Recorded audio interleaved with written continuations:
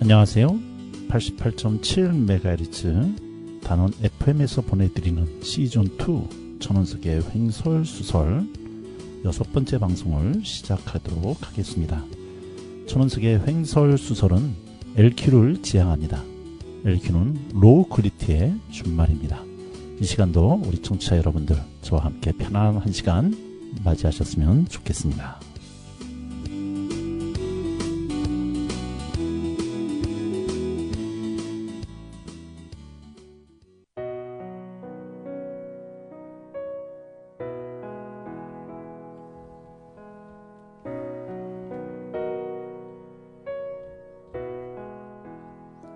쉽게 쓰여진 시 윤동주.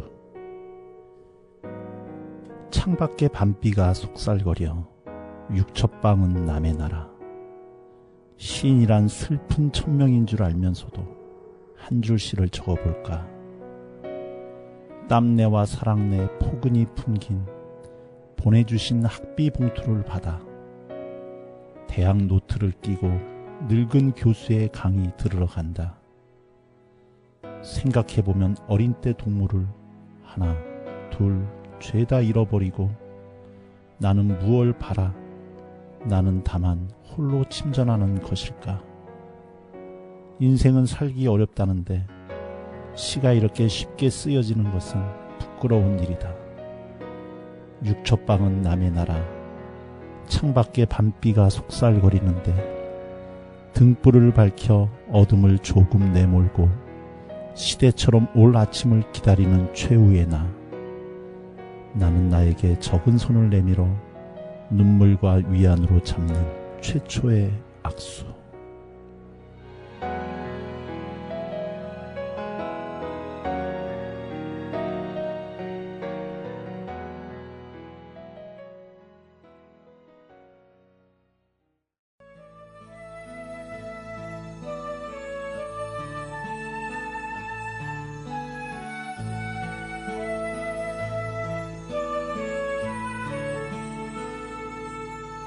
잊지 않을게 절대로 잊지 않을게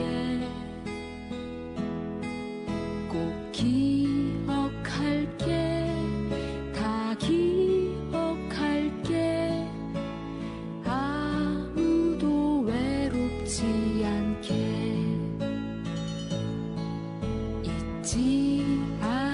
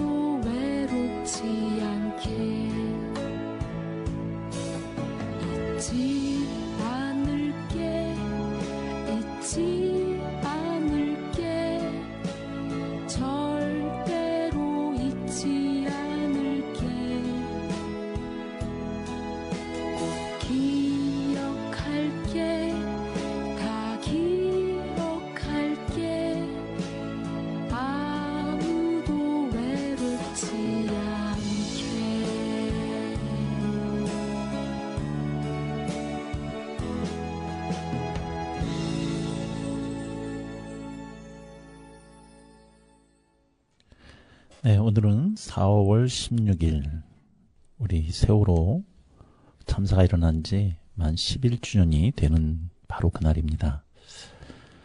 예, 시간이 10년이면 강산도 변한다는데 아직 우리의 마음에는 11년 전 그때 그날이 머물러 있는 그런 상태인 것 같습니다.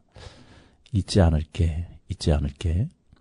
하지만 오늘 하루도 하늘은 왜 이렇게 맑은지, 흩날리는 벚꽃에 너무 찬란하기 때문에 오늘 수요일 11주년을 맞이하는 세월호의 이날이 더 가슴 아프게 다가오는 것 같습니다.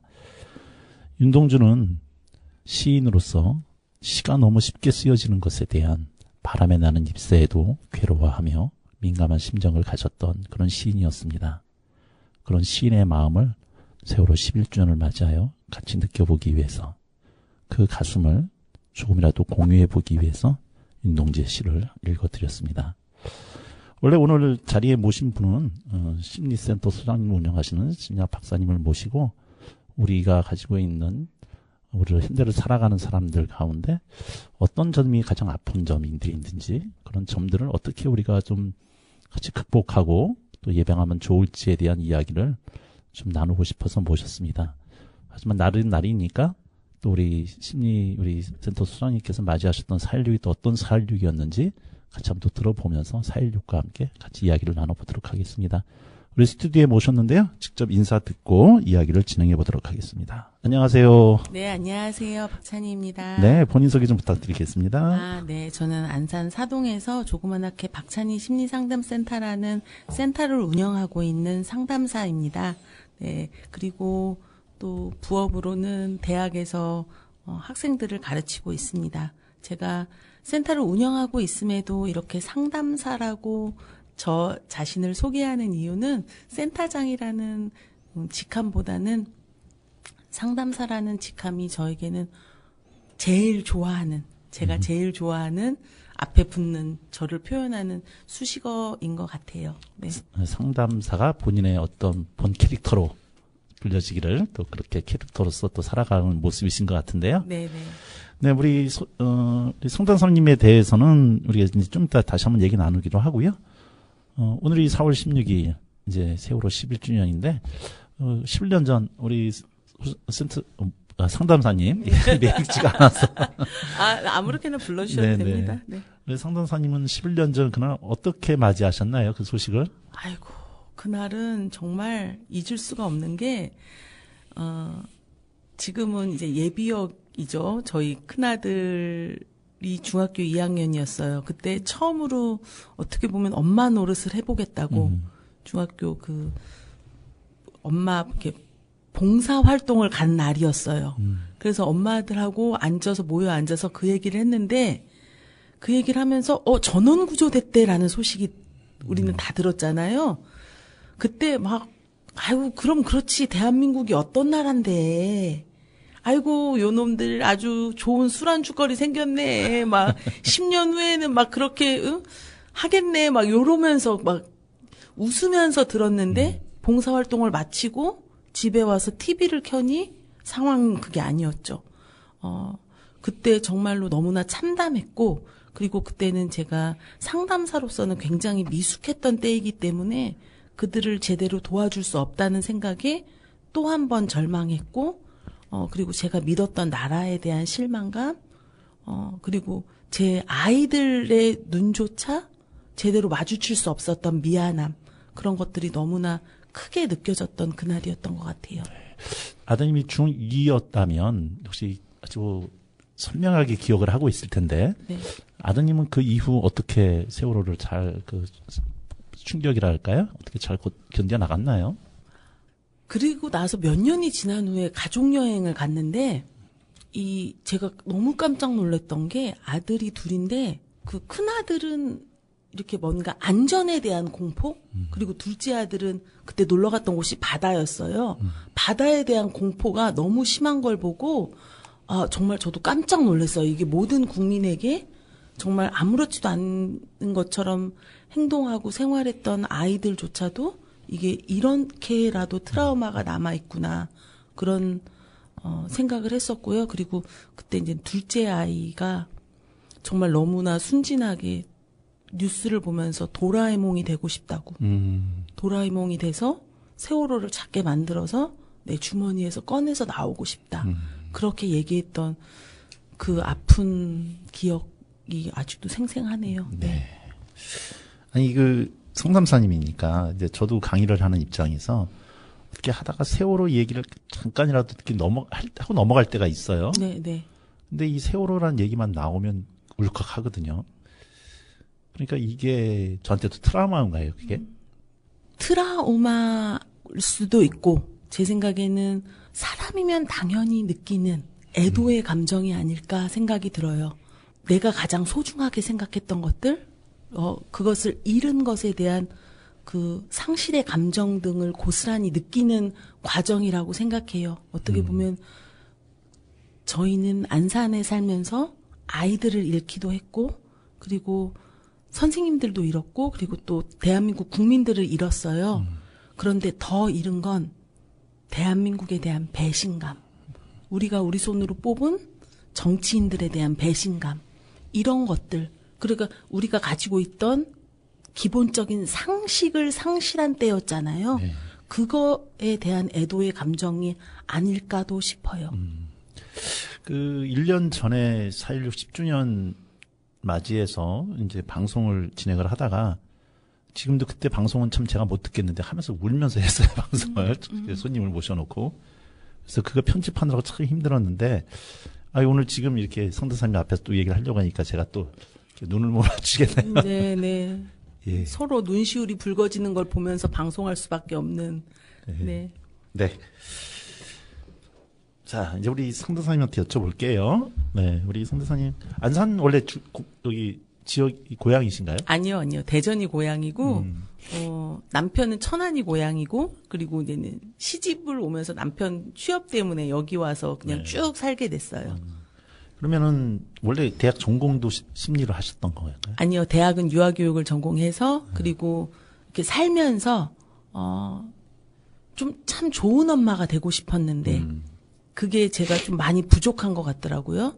엄마 나름의 삶이 있었고 우리 부모님 나름의 삶이 있었는데 엄마에게 물려받은 뭔가 이렇게 체득된 양육 태도를 보이고 있는 제가 너무 싫은 거예요. 갑자기 막 욱하고 막 이런 모습들이 아이들에게는 참 좋은 엄마가 되고 싶었는데 그래서 좋은 엄마가 되고 싶어서 상담 공부를 시작했던 것 같아요. 처음에는 이제 좋은 엄마가 되기 위한 목적으로. 네. 아이가 몇 살 때 시작하신 건가요? 그때 아마 초등학교 때일 거예요. 네. 그럼 이제 대학원으로 바로 들어가셔서. 네. 초등학교 때면 아직도 손이 많이 필요할 때였을 텐데. 네. 엄마 역할 하면서 공부하면서 쉽지가 않으셨을 텐데. 네, 그래도, 오히려 훨씬 좋았던 게, 제가 재미가 있고, 또 저에게 집중하고, 이러다 보니까는 제 양육 태도가 점점 좋아지면서 이제 아이들이 놀려요. 이제는 20살이 훨씬 넘은 아이들이, 우리 엄마 상담 공부가 하기 전엔 정말 이상했는데, 막, 이렇게 약 올리고 그래요. 네. 아니, 처음부터 시작할 때 내가 학위까지 따서 전문적으로 가겠다, 이런 생각이 있으셨던 거예요? 아니면 하시다 보니까 욕심이 나신 건가요? 어떻게 보면은 좋은 엄마가 되기 위해서 그냥 석사를 들어갔다가, 세월호 때문에 제가 박사까지 했다고 봐도 무방해요. 네. 그때도, 어떻게 보면 굉장히 보수적인 집단이잖아요. 네. 학교라는 곳이. 세월호에 막, 제가 이렇게 막 열변을 토하고 막 이런 것들이 그들 눈에는 어떻게 보면 불편해 보였을 수도 있어요. 그러다 보니까 내가 진짜 공부해서 진짜 좀, 상식이 있고 힘 있는 사람이 돼서 내 이야기가 좀 통해져 나왔으면 좋겠다. 이런 생각들로 공부를 하게 됐고요. 그래서 석사 논문을 제가 세월호로, 쓰기 시작했는데 그때 아마 제가 알기로는 학위 논문으로는 제가 최초였어요. 네. 그때 그러면서 박사 논문까지 그걸로 쓰고 책도 그렇게 내니까 저를 세월호에 막 그렇게 열변을 토한다고 미워하던 지도 교수도 마지막에는 우리 박찬희는 세월호 하면 할 얘기가 있는 사람이지 이렇게 인정을 해주시더라고요. 네. 아니 해결되지 않고 여러 가지 논란이 지금까지 되고 있는데 그때 주제를 세월호로 쓰신다는 것도 쉽지는 않으셨을 텐데. 네. 말씀하신 것처럼 교수님이 그렇게 뭐 말리신다고 했을까요? 아니면 이렇게 좀 반대하셨을 것 같기도 한데 나름대로 이해는 갈 것 같아요. 네, 네, 교수님 그쵸. 입장에서 보면. 네, 그럼 이제 심리도 여러 분야가 있으시잖아요. 네. 어떤 전공이 세부적으로 들어가면 어떤 분야신 건가요? 네. 저는 심리 상담에서 개인 상담은 세션이 여러 가지가 네. 있잖아요. 개인 상담으로 진행할 때 있고 부부 상담, 가족 상담, 집단 상담 뭐 이렇게 진행할 때가 있는데 개인 상담으로는 주로 대상 관계 상담을 이용을 하고 있어요. 그 이유는 많은 사람들이 관계에서 오는 절망감, 관계에서 오는 불안 이런 것들을 호소하면서 오고 그리고 제가 아까 초반에 말씀드렸지만 어린 시절에 엄마가한테 받은 눈빛, 엄마가 나를 향해 보여준 양육 태도 그것들이 내 안에서 이미지를 만들잖아요. 그게 이제 표상이 되는 거고 그래서 그게 엄마가 나를 이런 눈으로 봤으니 나는 이런 사람이야. 이런 게 자기 표상이 되는 거고 엄마가 저런 사람이네. 그게 이제 대상 표상이 되는 거잖아요.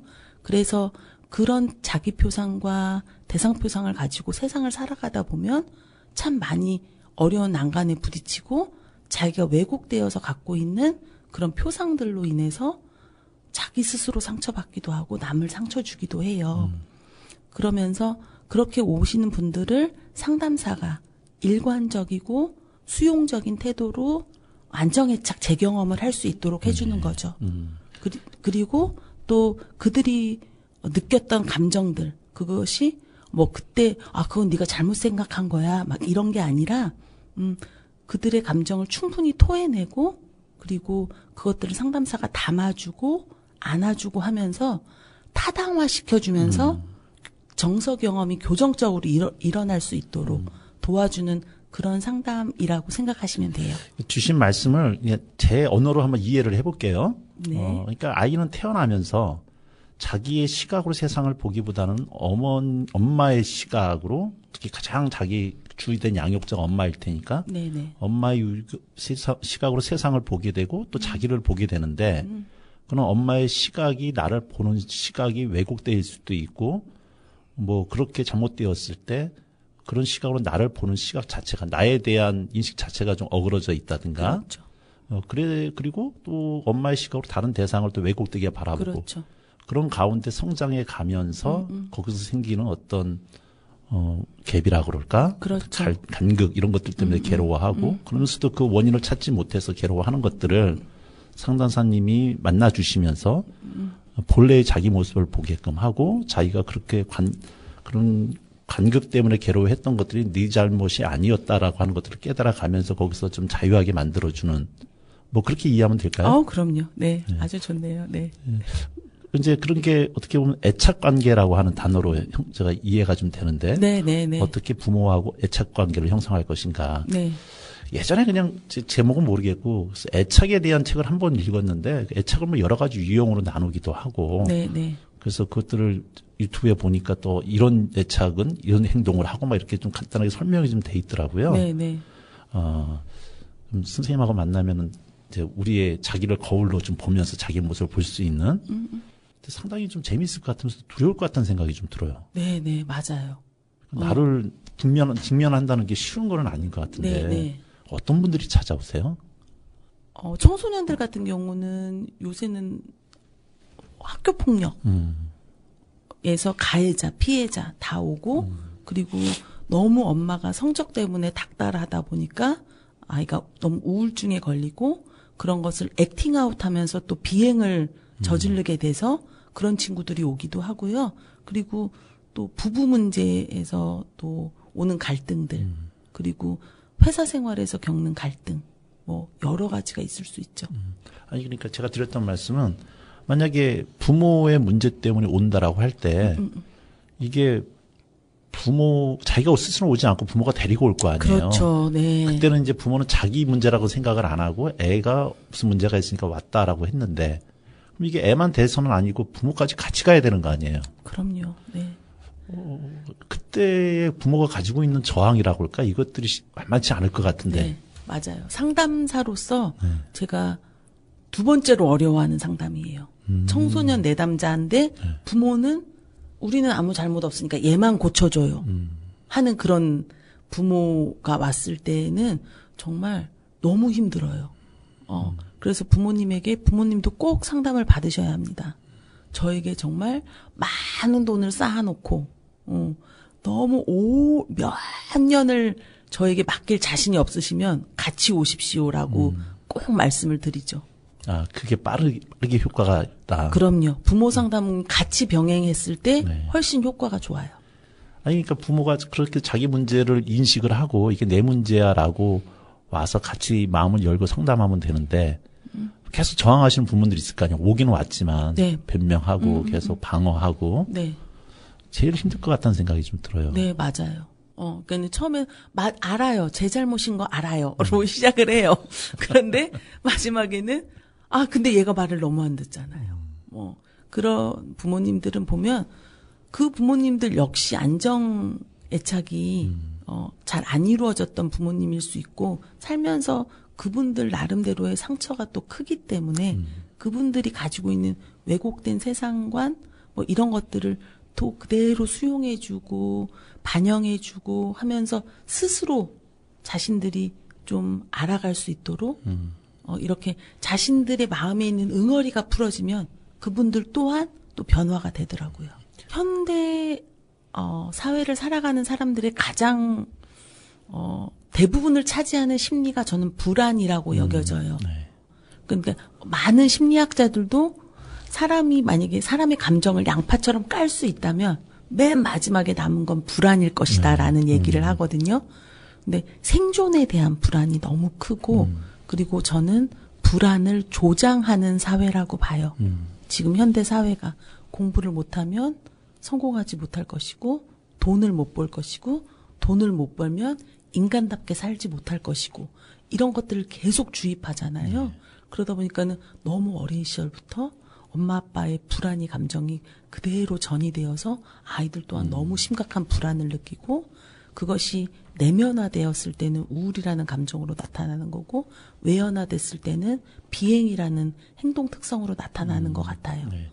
아니 제가 지금 상담사님하고 얘기를 하다 보니까 이게 제가 이쪽 상담에 모르다 보니 질문도 되게 거칠고 지금 막연하고 이런 것들을 나름대로 정리를 좀 해주고 계신데요.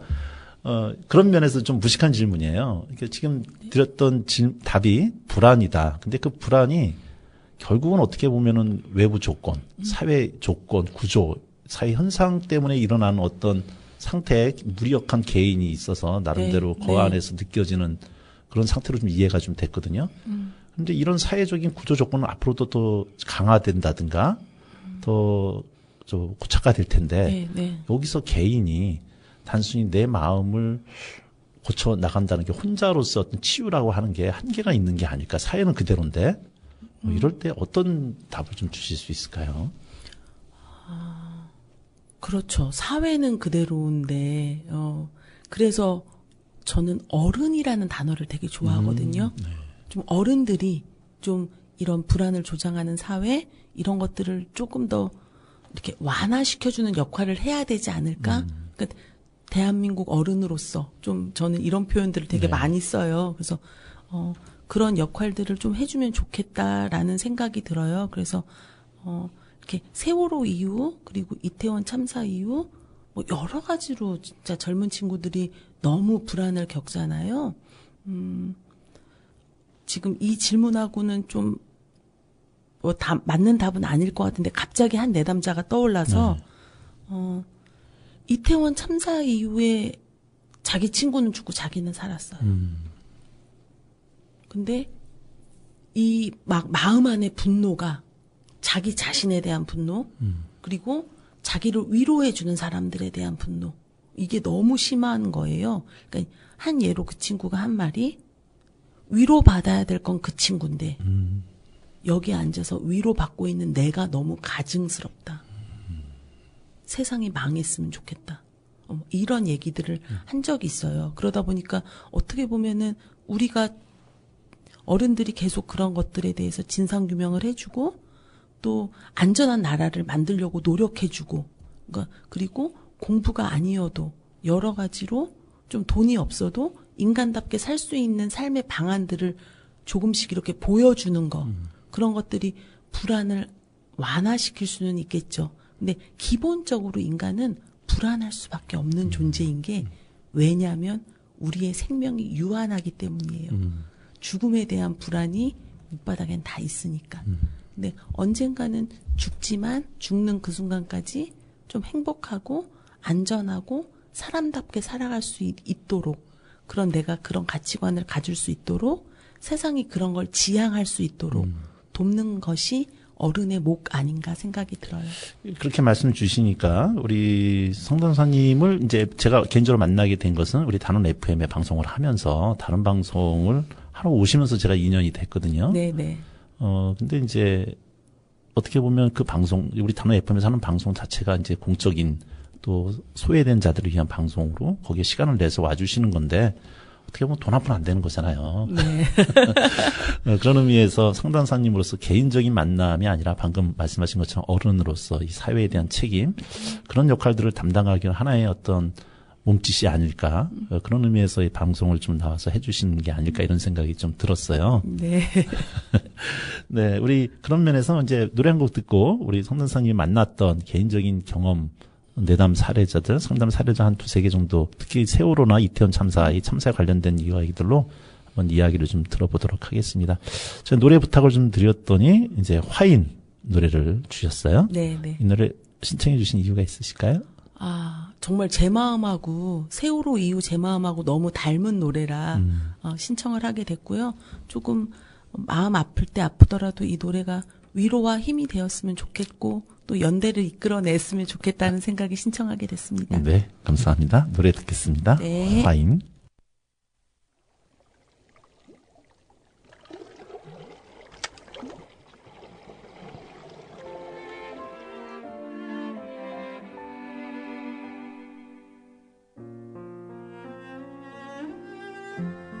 이제 4월은 내게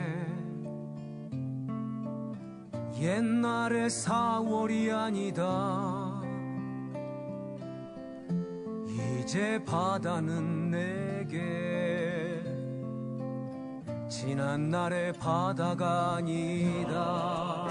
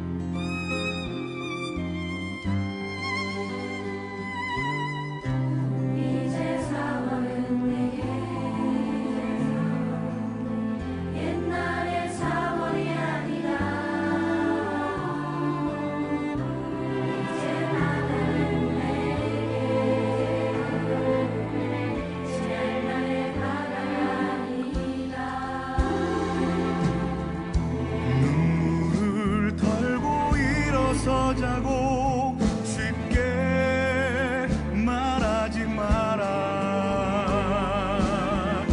하늘도 알고 바다도 아는 슬픔이었다.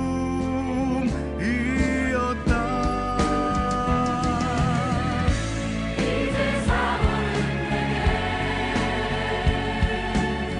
옛날의 4월이 아니라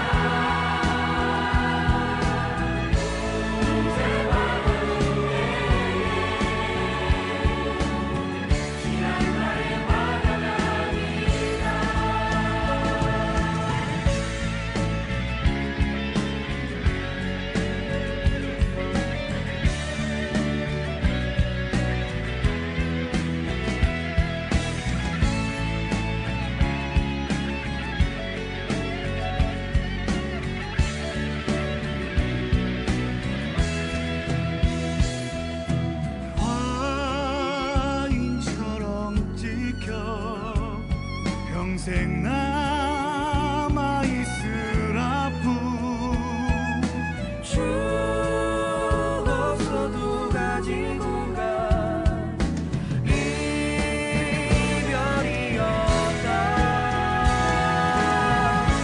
이제 사월은 내게 옛날의 사월이 아니라 이제 바다는 내게 지난 날의 바다가 아니다. 이제 사월은 내게 옛날의 사월이 아니라 이제 바다는 내게 지난 날의 바다가 아니다.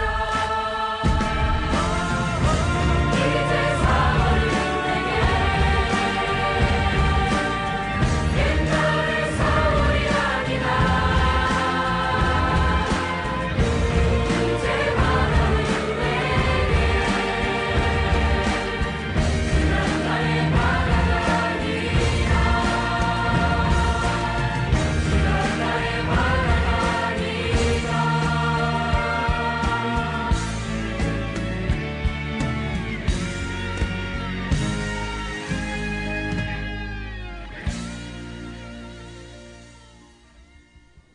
지난주 토요일 날 그 11주년 기억의 시간이 이제 전국에서 광화문부터 시작해서 안산에서도 특히 비 오는데 바깥에서 하려다가 못하고 예술의 전당 달맞이극장에서 했었는데 혹시 뭐 그때 좀 참여를 하셨었나요? 네, 네, 참여했습니다. 네, 어디 서울에서 하셨나요? 안산? 아니요, 안산에서. 안산에서. 네. 네. 네. 지금 저희 다른 FM에서 하고 계신 방송이 정세경의 애플. 네, 네.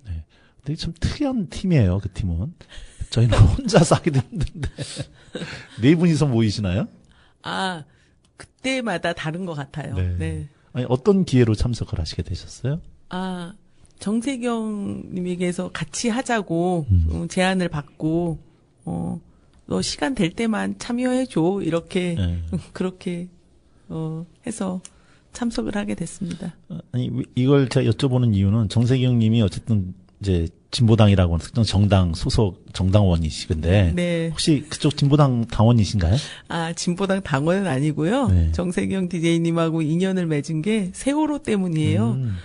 제가 세월호 때 너무 분개하고 너무 힘들어하고 그러다가 우연히 엄마의 노란 손수건이라는 팀이 있다는 네. 것을, 알게 되고 5월 달에 처음으로 이제는 합류했어요. 그런데 저는 정말 정알못이었거든요. 네. 정말 진심으로. 별명이 그 당시만 해도 샬랄라였어요. 그렇게 샬랄라 공주처럼 하고 다니고 인생은 이런 거야라고 생각하고 살았던 사람이에요. 근데 세월호가 터지면서 제가 180도 변하게 됐고 그래서 엄마의 노란 손수건에 참여하면서 그 정세경 님이 제가 이제는 데모 학생 출신인 줄 알았대요. 너무 막 이렇게 말투쟁 막 이렇게 막 분개하고 막 이러다 보니까.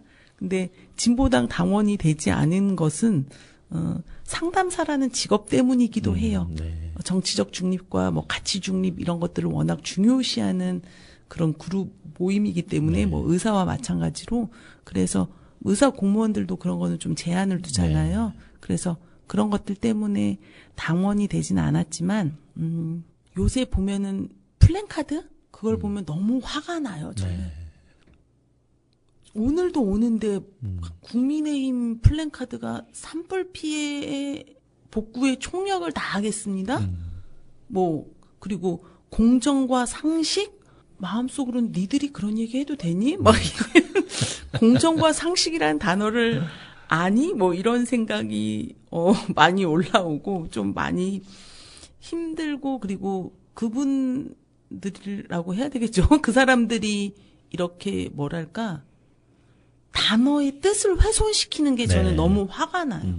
국민의 힘이라는 것도 그들이 갖다 쓰면 안 되는데 막 이런 생각이 들고 그래서 정말 국민을 위하는 그런 정당들이 많이 생겼으면 좋겠다라는 생각이 들어요. DJ님이 저에게 정치적 성향 뭐 이런 거를 물어보시는 것 같아서 네. 대답을 드리자면 국민의힘은 없어져야 되고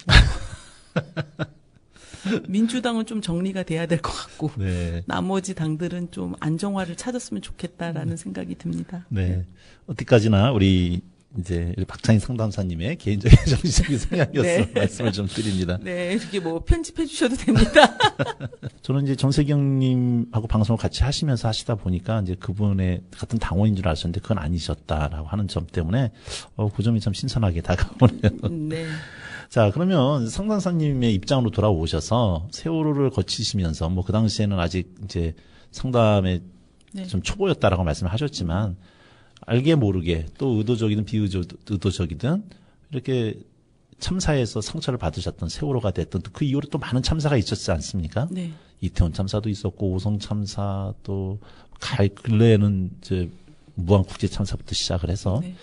이런 참사로 인해서 오셨던 내담자들 중에 기억나시는 혹시 사례가 좀 있으실까요? 아, 제가 논문을 세월호로 썼다고 했잖아요. 그래서 지금 막 기억에 남는 게 그때 들을 당시에는 너무 충격이었던 그분의 너무 그 마음이 이해가 되는 한 예로 구명조끼를 벗어주고 나온 차웅이 네. 우리 차웅이 언니를 그때 인터뷰할 때였었어요. 네. 그 언니가 모두들 이렇게 나라에 막 분노하고 막 이랬을 때인데 인터뷰를 하다 보니까는 어떻게 보면 상담식으로 진행하니까 마음속에 있는 얘기가 나오셨나 봐요. 차웅이도 원망스럽다. 그때 그걸 제가 어떻게 담아내야 될지 몰라서 너무 많이 힘들었던 기억이 나요. 그러니까 왜냐하면 친구가 그렇게 중요했니? 엄마 아빠는 안 보고 싶었니? 엄마 아빠에게 안 돌아오고 싶었니? 너는 구명조끼 벗어주지 말고 살아서 왔어야지. 그 말이 너무 마음 아프게 저에게 이렇게 오랜 시간 이렇게 확 박힌 그런 경험이 네. 있어요. 네. 이때가 석사 논문이었거든요.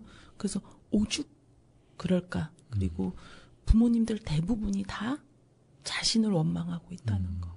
아니, 부모는 아파야 돼. 부모는 더 아파야 돼. 막 이렇게 막 자신들을 채찍질하는 모습이 너무 힘들었어요. 그리고 또 박사 논문 쓸 때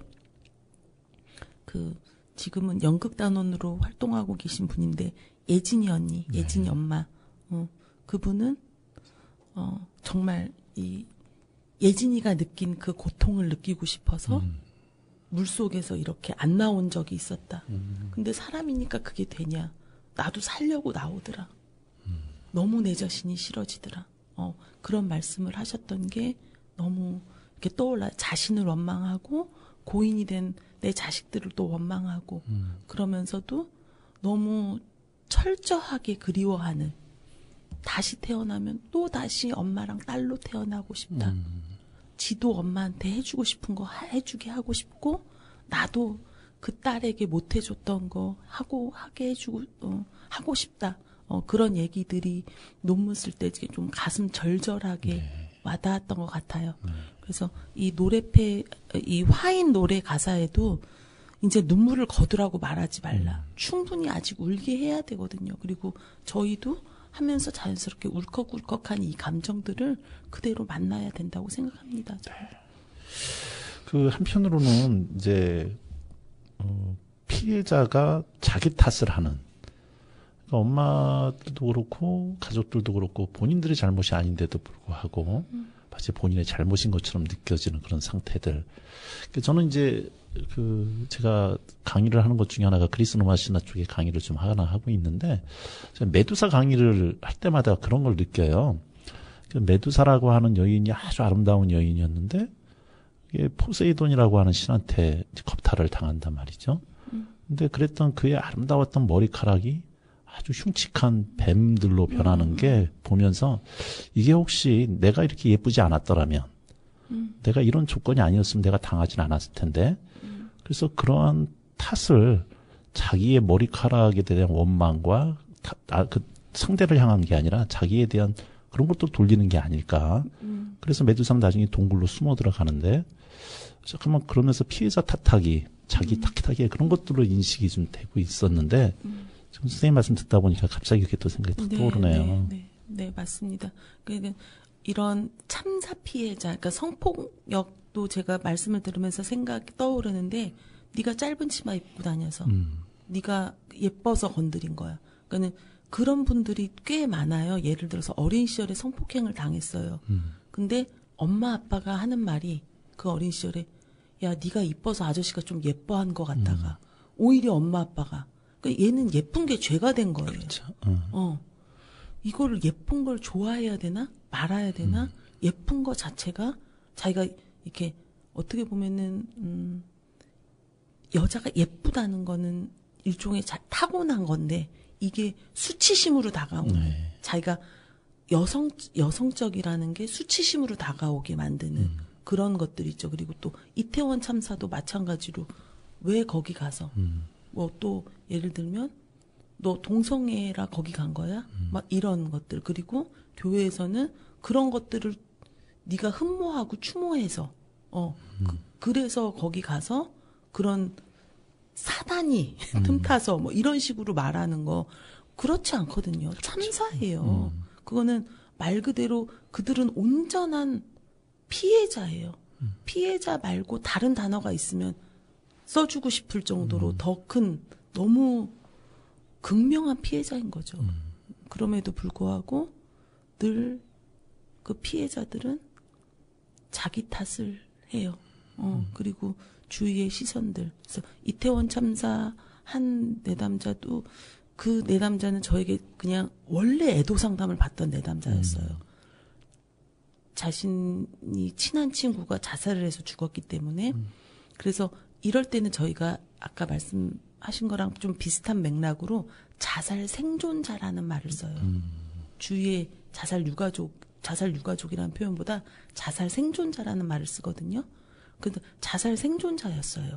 그런데 뭐 막 회복해 가는 시점에서 친구들하고 이태원을 가기로 약속을 한 거예요. 근데 천만 다행으로 이 친구는 이태원에 못 갔어요. 택시를 못 잡아서. 택시를 못 잡아서 못 가서 얘기를 듣고 사고 현장에 갔는데 이 친구가 제가 타 방송에서도 얘기했는데 엘리자베스 큐블러러스가 애도하는 첫 번째 단계가 부인이거든요. 네. 이 친구들이 죽었던 게 실감이 안 난 거예요. 그러니까 거기서 이렇게 그냥 장례식장에서 밥을 먹고 있는데 옆에 와서 다른 친구들이 얘를 비난하는 거죠. 넌 지금 웃음이 나와? 너는 지금 밥이 목구멍에 넘어가? 이런 것들. 이런 것들이 이 친구들을 다시 한번 이렇게 더 웅크려들게 만들고 더 도망가게 만드는 그런 주위의 시선들인 것 같아요. 그러니까 우리 사회가 너무 잔인해졌다. 원래 잔인했는데 이런 것들을 통해서 드러나는 건가? 이게 아픈 사람들한테 소금을 뿌리는 거에 더해서 딱지 붙이고 비난하고 조롱하고 그런 사회 속에서 막상 희생자들은 다 자기 탓을 하면서 움츠러들고 그런 분들을 상담을 하시면서 이제 그들이 다시 한번 힘을 얻게끔 해주실 텐데 참사가 앞으로는 없어야겠지만 이런 대형 참사가 됐든 아니면 개인적인 어떤 참사가 됐든 간에 이런 참사를 맞이했을 때 가장 기본적으로 뭐 이게 뭐 자동 방사적 나오진 않겠지만 그래도 내가 의식적으로 이런 문제가 있을 때 내 탓하지 않고 이걸 이겨낼 수 있는 어떤 준비라고 그럴까요? 예방이라고 그럴까?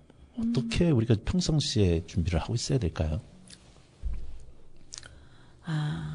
이런 참사가 일어나지 않게 하는 게 물론 일단 그렇죠. 급선무인데 이런 참사에서 피해자가 됐다는 건 그냥 내가 길을 가다 돌을 맞은 거랑 같아요. 그렇다고 길 가다가 돌 안 맞게 갑옷 입고 다닐 수는 없잖아요. 그렇죠. 그럴 때에는 얼른 주위 사람들의 도움이 필요한 거예요. 나는 어쩔 수 없었던 거예요. 그거는. 근데 돌을 안 맞은 사람들이 얼른 신고해주고 도와주고 네 탓이 아니라고 해주고 범인을 잡게 해주고 이런 주위 사람들의 노력이 절대적으로 필요한 거지.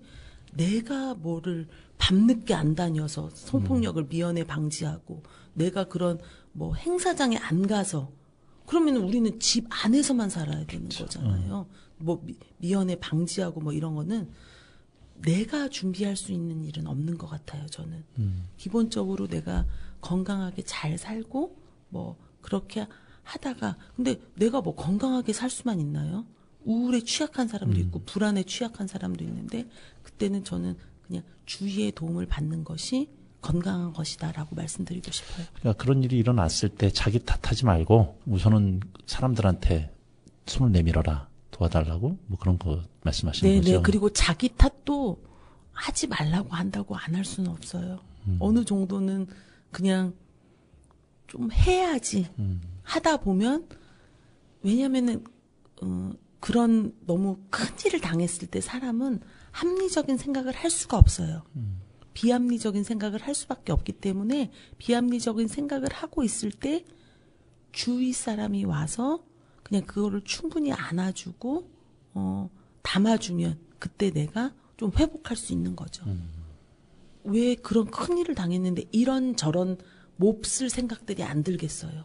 그거를 그냥 다 수용해주는 자세가 더 필요한 것 같아요. 아니다 하지 말고. 좀 무식한 질문에 현명한 대답을 주신 것 같습니다.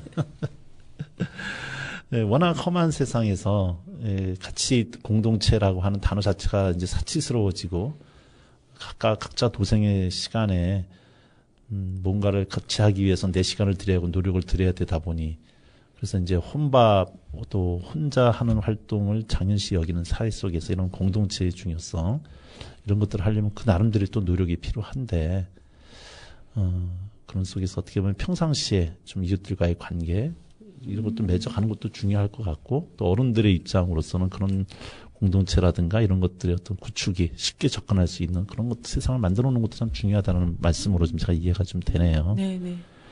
네. 앞으로 상담에 대한 영역들이 지금도 뭐 이제 하고 계신 것이 있을 텐데 나름대로 하시면서 꾸고 계신 계획이랄까 꿈이라 그럴까? 나름대로 뭐 이루시고 싶은 게 있으실까요?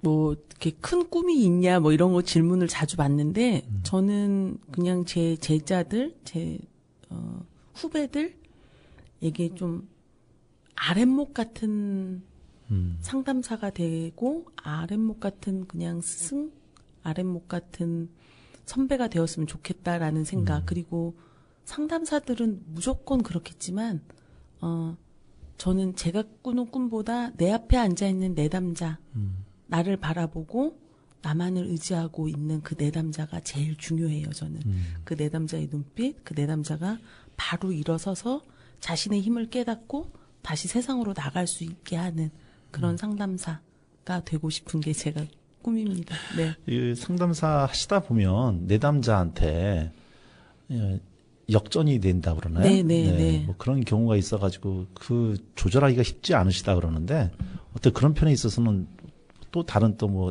개인적인 슈퍼바이저 따로 있으시고 그러신지. 네, 그렇죠. 네, 그러니까는 이게 저도 지금까지 계속 분석을 받고 상담을 받거든요. 네. 이게 어떻게 보면 어마무시한 비용을 들여야 되는 건데도 불구하고 제가 받는 상담 비용보다 더 많은 돈을 내고 제 스승들에게 정기적으로 제 교육 분석을 받아요. 그러면서 소진되는 걸 막죠. 그 역전이 되는 걸 막고. 네. 그러니까 이게 상담을 하시겠다라고 하신 분들 보면 너무 힘들겠다. 기간도 길고 말씀하신 것처럼 비용도 비용이고. 네. 그리고 결국은 이게 수없이 많은 임상들을 통해서 경험해서 쌓이는 거다 보니 네. 이게 뭐 수치화할 수 있는 것도 아니고. 네.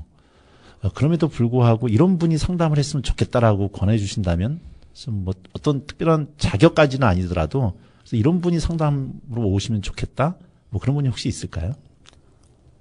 네, 제가 자주 하는 얘기인데, 시간과 돈만 들이면 상담사가 된다고들 해요.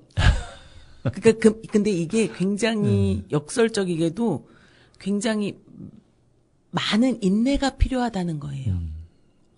돈은 어떻게 해서든지 나중엔 돼요. 근데 내가 그것을 좀 참고 다른 데 쓰고 싶은 것을 안 쓰고 돈을 들이고 오랜 시간을 나를 바라볼 수 있는 그런 투자할 수 있는 인내심이 필요한 직업 같아요. 그런데 그럼에도 불구하고 사랑과 실력을 겸비한 상담사라는 표현을 저는 자주 쓰거든요. 네.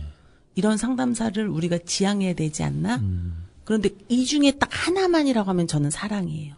왜냐하면 내담자에 대한 사랑이 있으면 나중에 자신이 시간도 들이고 실력도 키우려고 노력도 해요. 네. 그래서 저는 사랑 많은 사람이 상담을 했으면 좋겠다라는 생각이 들어요. 그래서 아까 디제이님도 말씀하신 것처럼 역전위에 휘말리지 않기 위해서는 또 자기를 잘 볼 수 있는 그런 노력, 자세, 내가 훈련해야 되겠다. 막 이런 태도, 이런 것들을 가지고 있어야 좋은 상담사가 될 것 같습니다. 네, 아니, 이 말씀 듣다 보니까 제가 시간이 얼마 없지만 한 가지 드리고 싶은 질문 중에 딱 떠올랐는데, 네. 요새 상담 프로그램이 많잖아요. 특히 오은영 박사 프로그램들 있잖아요. 근데 저는 이제 그걸 볼 때마다 상담이 저렇게 쉬운 건가? 물론 이제 수많은 기간 압축을 해서 한 거고, 수많은 어떤 상황들이 있었을 건데, 그 짧은 시간에도 저렇게 담아놓고, 그래서 마치 저걸 보는 사람들은 저렇게만 하면 다 해결되고, 너무 허망대 희망을 보여주는 게 아닌가? 네, 맞아요. 아무것도 모르는 저 입장에서도 저게 가능한 건가라는 생각이 드는데, 본인 상담사 입장에서 보면 그런 프로가 어떻게 보이세요? 그러니까요. 그러니까 오은영 박사님이 굉장히 대단하신 분이긴 한데 정말 디제이님 말씀대로 너무 압축해 놨잖아요. 그러다 보니까는 그리고 또 그 프로를 보고 오신 내담자들은 솔루션 주세요라고 얘기해요. 아니, 상담은 솔루션을 주는 곳이 아니다. 죄송하다라고 말씀을 드리는데 정말 말씀 그대로 정말 많이 압축해 놓았어요. 왜냐면 오은영 박사님이 그 방송을 찍기 전에 그 오은영 전담팀이 여러 심리 검사도 하고 여러 상담을 통해서 그분들에 대해서 안 후에 진행하는 거라 그렇게 짧은 시간 내에 그게 솔루션이 나오지도 않고요. 또 솔루션을 줬다 하더라도 그 솔루션을 계속 훈습해가는 과정을 상담사랑 함께 해야 되는 건데 딱 1시간으로 그게 절대 해결될 수 없죠. 아니, 그러니까요. 지금 제가 늘 보면서 의심스러웠던 것 중에 하나가 이렇게 그 방송을 찍은 걸 오은영 박사 가만히 지켜보다가 딱 보면 저게 문제야 이렇게 찍어내잖아요. 상담사들은 그런 오해가 있지 않을까. 상담사한테 내 얘기만 하면 딱 보기만 하면 다 찍어내줄 수 있는 게 상담사가 아닐까라고 하는 일반 사람들 입장에서는 그런 기대를 하고 찾아가실 거라는 생각이 좀 들어요. 네, 그렇게 보이기도 해요. 가끔은 저게 문제일 수 있겠구나. 근데 저게 문제야 하는 거는 내담자한테 상당한 신뢰죠. 그리고 그렇게 듣는 내담자들은 막상 그렇게 들으면 시원할 것 같지만 상당한 수치심을 느껴요. 그래서 그렇게 직면하는 상담은 굉장히 뭐랄까 피해야 하는 상담이에요. 직면 기법은 반영해주고 자신이 스스로 볼 수 있도록 계속 공감해주고 머물러주고 그때 자기 성찰이 일어날 수 있도록 도와줘야지 직면해준다고 그것을 절대 깨닫지 못합니다. 사람은. 아니, 지금 말씀은 제가 너무 거칠게 말고 있어서 그런데 이 상담과 코칭의 역할에 있어서 상담은 어느 정도 직접적으로 답을 좀 주고 코칭을 말씀하신 것처럼 본인으로 하여금 이렇게 나름대로 찾아가게끔 만들어 그런 퍼실 역할을 하는 게 코칭이라고 제가 거칠게만 알고 있는데 지금 두 개가 겹치는 영역이 있는 건가요? 제가 알기로는 좀 반대인 것 같아서. 아, 그래요? 네, 코칭은 오히려 좀 이렇게 코치해주고 이렇게 살아라 같이 이렇게 해주는 거고 상담 같은 경우는 그게 어떻게 보면은 도와주다. 얘기를 통해서 언어적인 것으로 그 사람이 물론 답은 없어요. 여러 상담 기법이 있기 때문에 뭐 가르쳐 주기도 하고 뭐 상담에는 코칭, 교육 그리고 뭐 상담 여러 가지들이 다 포함되어 있어서 딱 어느 게 정답이다라고는 할 수는 없어요. 그러겠죠. 네. 아니, 지금 주셨던 말씀 가운데 다른 것보다 상담사 사랑이 가장 필요하다. 사람에 대한 사랑, 관심. 그냥 이렇게 누군가를 상담해주고 하는 게 멋있어 보여서 나 이런 직업을 갖고 싶어 하는 그런 사람들이 혹시 있다면 좀 한번 내 안에 사람에 대한 관심이 어느 정도나 있는지를 한번 먼저 점검을 해봤으면 좋겠다. 뭐 그렇게 좀 제가 이해가 좀 됐습니다. 네네.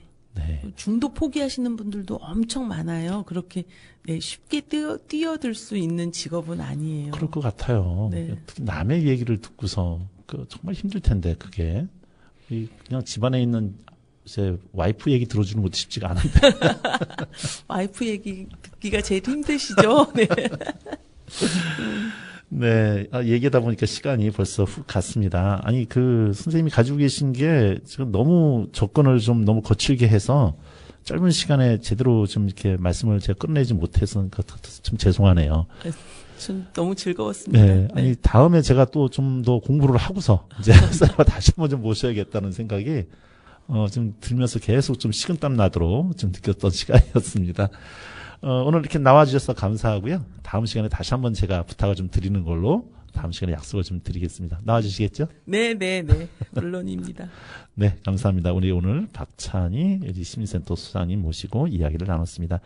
자, 마지막은 앞으로 우리의 삶이 좀 더 희망차고 축제였으면 좋겠다. 그런 의미에서 골라주신 노래 엄정화의 페스티벌을 들으면서 오늘 시간 마치도록 하겠습니다. 자, 감사합니다. 네, 감사합니다.